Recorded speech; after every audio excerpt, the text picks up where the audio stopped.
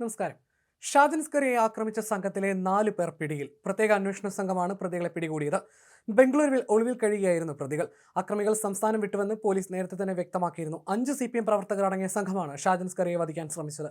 മാത്യൂസ് കൊല്ലപ്പള്ളി, ഷിയാസ് എന്നിവരെ ഷാജൻ സ്കറിയെ നേരത്തെ തിരിച്ചറിഞ്ഞിരുന്നു. മറ്റുള്ളവരെയും താൻ തിരിച്ചറിഞ്ഞതായി അദ്ദേഹം വ്യക്തമാക്കിയിരുന്നു. അക്രമികൾ ശ്രമിച്ചത് വാഹനത്തിൽ നിന്ന് പിടിച്ചിറക്കി കൊലപ്പെടുത്തുക എന്നതായിരുന്നു. അതിനുള്ള ഒരുക്കത്തോടെയാണ് അവർ എത്തിയത്. അല്പം കൂടി വൈകിയിരുന്നുവെങ്കിൽ തന്റെ ജീവൻ പോകുന്ന അവസ്ഥ ഉണ്ടാകുമായിരുന്നുവെന്ന് ഷാജൻ സ്കറിയ മാധ്യമങ്ങളോട് പ്രതികരിച്ചിരുന്നു.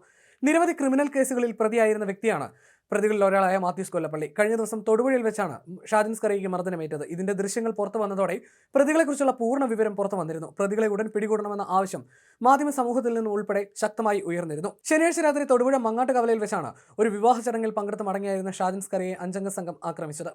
ഷാജൻ സ്കറിയ സഞ്ചരിച്ച വാഹനത്തിന് പിന്നിൽ മറ്റൊരു വാഹനം ഇടിപ്പിച്ച ശേഷമായിരുന്നു അതിക്രമം.